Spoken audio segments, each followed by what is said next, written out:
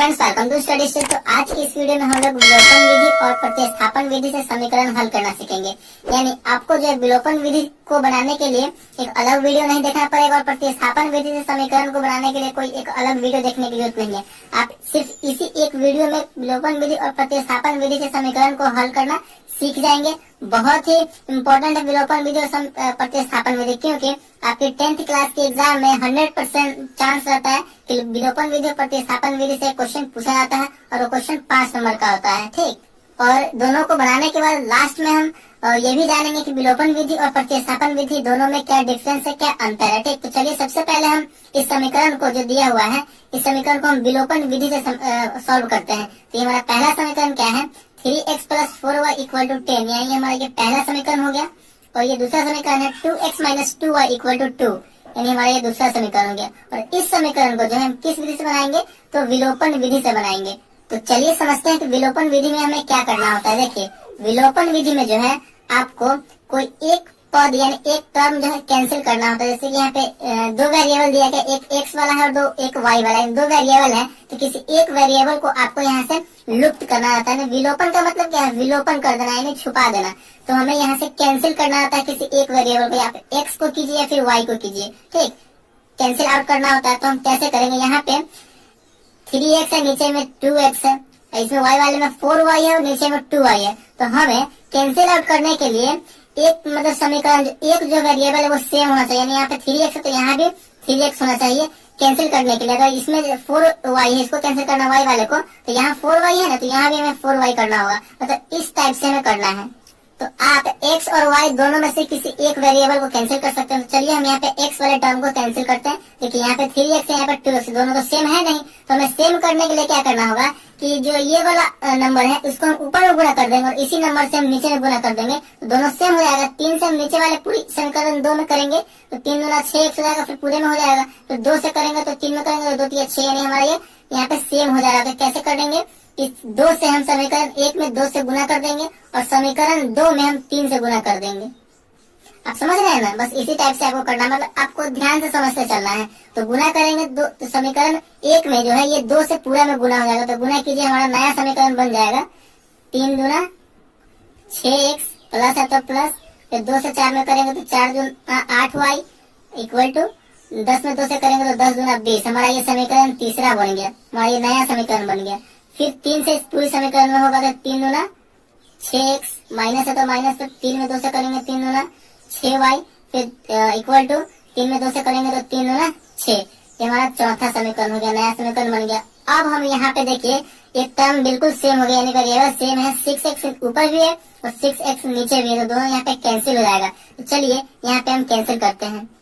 तो 6x plus में ऊपर भी और 6x नीचे में प्लस में है, तो इसको हम घटाएंगे तभी ना कैंसिल होगा। मतलब 6x में से 6x घटेगा तो यहाँ पे 0 हो जाएगा, यहाँ पे कट जाएगा। तो यहाँ पे जैसे हम आप एग्जाम में लिखेंगे 10th क्लास के एग्जाम में, बोर्ड एग्जाम में, बिल्कुल उसी प्रकार हम बनाएंगे और जिससे कि आपको 5 में 5 नंबर मिल सके। तो यहाँ पे हम लिखेंगे समीकरण 3 और 4 को घटाने पर, समीकरण 3 और 4 को यहाँ पे हम घटाएंगे तो घटाइए 6x प्लस 8y = 20 है हमारा तीसरा। चौथा है 6x माइनस 6y = 6 है। तो इसे हम घटाएंगे, घटाइए 6x प्लस में है और नीचे हम घटा रहे हैं तो माइनस का चिन्ह रहेगा, तो 6x यहाँ पे माइनस में हो गया, तो यहाँ पे ये कैंसिल हो जाएगा क्योंकि बराबर में कैंसिल हो जाएगा। देखिए नीचे वाले चिन्ह को हमेशा आपको देखते चलना है। आप यहाँ पे माइनस का चिन्ह हम क्या कर रहे हैं, तो घटा रहे हैं, तो माइनस यहाँ पहले से है, ऊपर वाले को नहीं देखना है, इसको देखना है।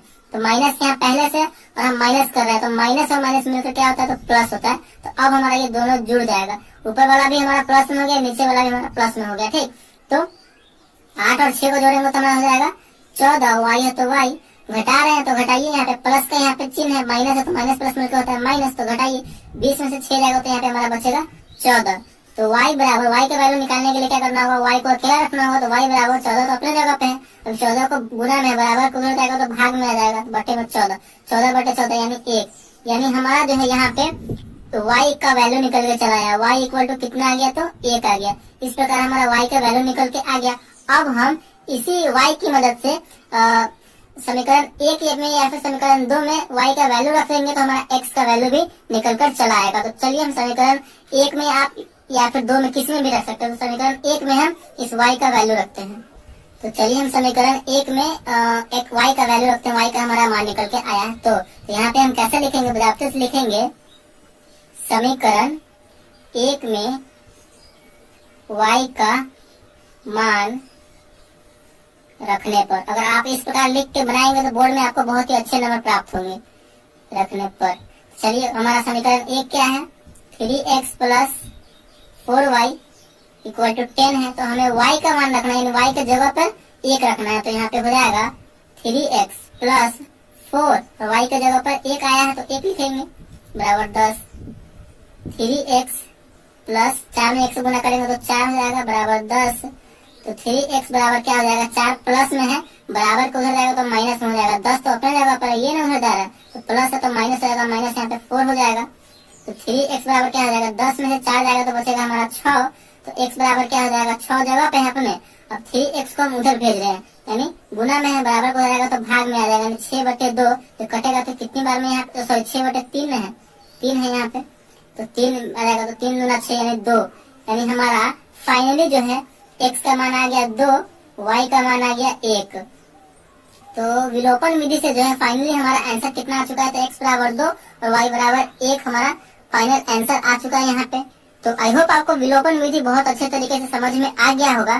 तो हमें विलोपन विधि में करना क्या होता है कि आपको एक टर्म को, यानी एक वेरिएबल को आप x को कैंसिल आउट कर सकते हैं या फिर y को कैंसिल आउट कर सकते हैं। अगर हमें y को करना होता तो यहाँ पे हम क्या करते कि इसमें y वाले में ऊपर वाले में 2 से गुना कर देते तो ये मिलकर हो जाता 4 दूना 8, और नीचे वाले समीकरण 2 में हम 4 से गुना कर देते, 2 में 4 से करते तो 8, हमारा ये दोनों बराबर हो जाता 8। तो इसको हम कैंसिल आउट कर सकते थे। आप x को कर सकते हैं या फिर y को कर सकते हैं। तो यही करना होता है हमें विलोपन विधि, यानी एक को विलुप्त करना होता है, छुपाना होता है। इसका नाम एलिमिनेशन मेथड है या फिर लुप्तीकरण विधि भी है। तो आई होप आपको विलोपन विधि से समीकरण को सॉल्व करना आ गया होगा। चलिए अब हम समझते हैं यहाँ पे प्रतिस्थापन विधि से समीकरण को हल करना। तो इसी क्वेश्चन को जो है हम प्रतिस्थापन विधि से सॉल्व करेंगे।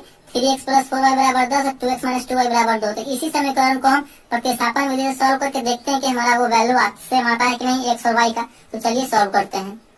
तो हमारा पे वही समीकरण है जिस समीकरण से हमने विलोपन विधि से सॉल्व किया है इसको। तो चलिए इसी समीकरण को प्रतिस्थापन विधि से सॉल्व करते हैं। 3x प्लस 4y बराबर 10 यानी समीकरण 1 हो गया। 2x माइनस 2y बराबर 2 यानी हमारा समीकरण 2 हो गया। तो विलोपन विधि में हमारा क्या था कि एक पद को हमें कैंसिल आउट करना होता था, यानी छुपाना होता था, ठीक। लेकिन प्रतिस्थापन विधि में वैसा नहीं है।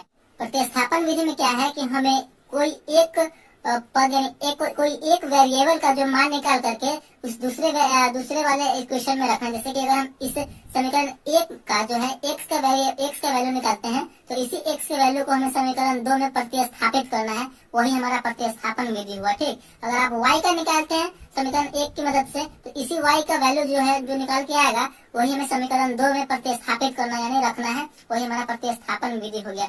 इंग्लिश में अगर हम बात करें तो इसे सब्स्टिट्यूशन मेथड हम कहते हैं। तो चलिए हम प्रतिस्थापन विधि से इस समीकरण को भी समझते हैं। तो चलिए आप जो है किसी एक का वैल्यू निकाल सकते हैं, x का या फिर y का। तो चलिए हम x का ही निकालते हैं। तो यहाँ पे हम समीकरण 1 को ले रहे हैं, तो यहाँ पे हम क्या लिखेंगे, समीकरण 1 से समीकरण 1 को लिए। समीकरण 1 क्या है हमारा, 3x plus 4y equal to 10 है। अब इसी में से हम x का वैल्यू निकाल रहे हैं तो क्या करना होगा, हमें इस टर्म को अकेला छोड़ना होगा। तो 3x बराबर क्या हो जाएगा, हम 4y को उधर भेज रहे हैं तो 10 तो अपनी जगह पे है, हम उसको भेज रहे हैं उधर, तो ये प्लस में उधर जाएगा तो माइनस में हो जाएगा 10 माइनस 4y। तो x का वैल्यू निकालने के लिए x को अकेला रखना होगा। तो 3 गुना में है, बराबर को उधर जाएगा तो भाग में हो जाएगा, तो हो जाएगा हमारा 10 माइनस 4y बटे में 3 आ जाएगा, ठीक। अब हमारा यहाँ पे x का वैल्यू यहाँ पे निकल के चला आया। अब इसी x के वैल्यू को हम समीकरण 2 में x के जगह पर पुट कर देंगे। तो हमें क्या लिखना होगा आगे, तो हमें यहाँ पे लिखना होगा समीकरण 2 में x का मान रखने पर। समीकरण 2 में हम इस x का मान रखेंगे। तो चलिए समीकरण 2 हमारा क्या है, 2x minus 2y equal to 2 है। और इसी x के जगह पे हम ये वाला वैल्यू रखेंगे, ठीक, ये वाला मान रखेंगे। तो रखिए यहाँ पे हम रखेंगे तो क्या हो जाएगा, 2x की जगह पर रखेंगे ये हमारा 10 माइनस 4y बटे में 3 माइनस 2y बराबर 2। इसे हम सॉल्व कर देंगे तो यहाँ पे हमारा सिर्फ एक y वाला टर्म बच रहा है, तो हमारा y का वैल्यू यहाँ से निकल के चला आएगा। ठीक, इसी प्रकार आपको करना है, बस आप समझते चले कि किस टाइप से बन रहा है, किस तरीके से ये बन रहा है। ठीक, तो चलिए गुना कीजिए, यानी इस 2 से हम इस पूरे वाले में ऊपर वाले में गुना हो जाएगा। तो 10 में 2 से करेंगे तो 10 दूना 20 माइनस 4 दूना 8y बटे में 3 माइनस 2y बराबर 2। इस 2y के नीचे कुछ भी नहीं है, तो इसका मतलब क्या 1 है, तो हम 3 और 1 का एलसीएम लेंगे तो हमारा कितना होगा, 3 और 1 का एलसीएम तो 3 ही होगा। तो 3 1 का एलसीएम हो जाएगा हमारा 3 से 3 कैंसिल हो जाएगा एक बार में, तो 20 माइनस 3 से 3 एक बार में कैंसिल होगा तो 8 तो 8 यानी 8y माइनस 3 दूना 6y बराबर 2। चलिए ये आपको समझ में आया? तो नहीं आया होगा तो कमेंट में बताइएगा, हम आपको कमेंट का रिप्लाई करके बता देंगे। चलिए यहाँ पे देखिए, अब 20 माइनस 8y और माइनस 6y, तो माइनस 8y और माइनस 6y मिलकर कितना हो जाएगा, तो माइनस 14 हो जाएगा कि 8 और 14, और y है तो y, माइनस में था तो माइनस में लगा देंगे, बटे में 3 है तो 3 बराबर 2। ठीक, उसके बाद क्या होगा, उसके बाद देखिए इस 3 को हम उधर भेज देंगे क्योंकि ये भाग में है, बराबर को उधर आएगा तो गुना में हो जाएगा। तो 20 माइनस 14 y बराबर 2, और भाग में बराबर को हो जाएगा तो गुना में, तो 3 गुना हो जाएगा 6। यहाँ पे हम y का वैल्यू आराम से निकाल लेंगे, तो माइनस 14 y बराबर इस संख्या वाले को संख्या वाले के साथ रखेंगे तो 20 इधर है, प्लस में बराबर को हो जाएगा तो माइनस में 6 अपने जगह पे है तो माइनस 20 हो जाएगा। तो यहाँ पे देखिए माइनस 14 y बराबर क्या हो जाएगा, माइनस 14, क्योंकि 6 में से 20 घटे, कम में से ज्यादा घट रहा है तो यहाँ माइनस में आंसर आएगा। तो माइनस इधर भी है, माइनस इधर भी है, बराबर के दोनों ओर माइनस, तो माइनस माइनस कैंसिल हो जाएगा। तो यहाँ से हमारा y का वैल्यू निकल के चला आएगा, y बराबर, y का वैल्यू निकालने के लिए y को अकेले रखना होगा, तो 14y है, तो y बराबर क्या हो जाएगा, 14 तो अपने जगह पे, इस 14 गुना में लगा हुआ है, बराबर के हो जाएगा तो भाग में हो जाएगा, 14 बटे 14 कितनी बार में कटेगा, 14 बटे 14 में 14 से भाग देंगे तो एक बार में कटेगा। तो यहाँ पे हमारा फाइनली जो है y का मान निकल के चला आया। तो y का मान जैसे ही निकल के आया है तो हम समीकरण 1 में 2 में या फिर किसी में भी रख देंगे तो हमारा x का मान भी निकल के चला आएगा। ठीक, तो यहीं पे आपको सोल्यूशन उसका बना के दे रहे हैं। समीकरण 1 में यहाँ पे लिख सकते हैं आप, समीकरण 1 में y का मान रखने पर, तो समीकरण 1 में हम y का मान रखें, समीकरण 1 है हमारा 3x प्लस 4y बराबर 10। आप किसी में भी रख सकते हैं, 1 में भी रख सकते हैं, 2 में भी रख सकते हैं। तो चलिए 3x प्लस 4, y की जगह पर क्या रखेंगे, 1 रखेंगे क्योंकि y का मान हमारा 1 आया, इक्वल टू 10। 3x बराबर क्या हो जाएगा, देखिए 3x बराबर हम उसको देखिए इस संख्या में 4 में 1 से गुना करेंगे तो 4 हो जाएगा, तो संख्या वाला इधर है और संख्या वाला भी इधर, तो संख्या वाले को संख्या वाले के साथ रखेंगे, 4 उधर चला जाएगा तो 10 और माइनस में 4 हो जाएगा क्योंकि ये प्लस में बराबर को हो जाएगा तो माइनस में। तो x बराबर क्या हो जाएगा, x का मान निकालने के लिए x को अकेले रखना होगा, तो 3 को हम उधर भेज देंगे, 10 में से 4 गया तो 6, और बटे में यहाँ पे भाग में चला जाएगा क्योंकि यहाँ पे जो है 3 गुना में लगा हुआ है, बराबर को हो जाएगा तो भाग में हो जाएगा, तो 6 में 3 से भाग दे देंगे, तो यहाँ पे हमारा कट के आ जाएगा 6 बटे 3 यानी 2। फाइनली जो हमारा x बराबर हो जाएगा 2 और y बराबर हो जाएगा 1, यानी हमारा यहाँ पे प्रतिस्थापन विधि से भी हमारा वही वैल्यू आया, x बराबर 2 और y बराबर 1, और विलोपन विधि से भी हमारा वही मान आया था, x बराबर 2 और y बराबर 1। तो इसी तरीके से हम विलोपन विधि और प्रतिस्थापन विधि को सॉल्व करते हैं। अब समझते हैं कि विलोपन विधि और प्रतिस्थापन विधि में अंतर क्या है। देखिए विलोपन विधि में क्या करना होता है कि विलोपन विधि में हमें एक पद को यानी एक वेरिएबल को आपको विलुप्त करना रहता है, यानी छुपाना रहता है। विलोपन विधि का मतलब ही वही हुआ, यानी एलिमिनेशन मेथड, यानी आप x को कट कर दीजिए या फिर y को कट कर दीजिए, जो आपको मतलब, लेकिन दोनों सेम होना चाहिए। ठीक, और प्रतिस्थापन विधि में क्या होता है कि आपको किसी एक का वैल्यू निकाल करके, किसी एक या टर्म का यानी x का या फिर y का वैल्यू निकाल करके दूसरे समीकरण में प्रतिस्थापित करना, यानी उसका मान रखना, वही हमारा प्रतिस्थापन विधि हुआ। विलोपन विधि में आपको छुपाना है और प्रतिस्थापन विधि में आपको उसका मान उठा करके दूसरे समीकरण में प्रतिस्थापित करना है। बस यही डिफरेंस है प्रतिस्थापन विधि और विलोपन विधि में। एकदम 110% एग्जाम में पूछा ही जाता है, तो दोनों को अच्छे तरीके से आप समझ ही लीजिए। तो आई होप वीडियो आपको बहुत अच्छे तरीके से समझ में आ गया होगा और विलोपन विधि और प्रतिस्थापन विधि के समीकरण को हल करना सीख गए होंगे। तो वीडियो अगर आपको अच्छा लगा और पसंद आया तो प्लीज वीडियो को एक लाइक कीजिएगा, और चैनल पर नया है तो चैनल को सब्सक्राइब जरूर कीजिएगा। Thank you.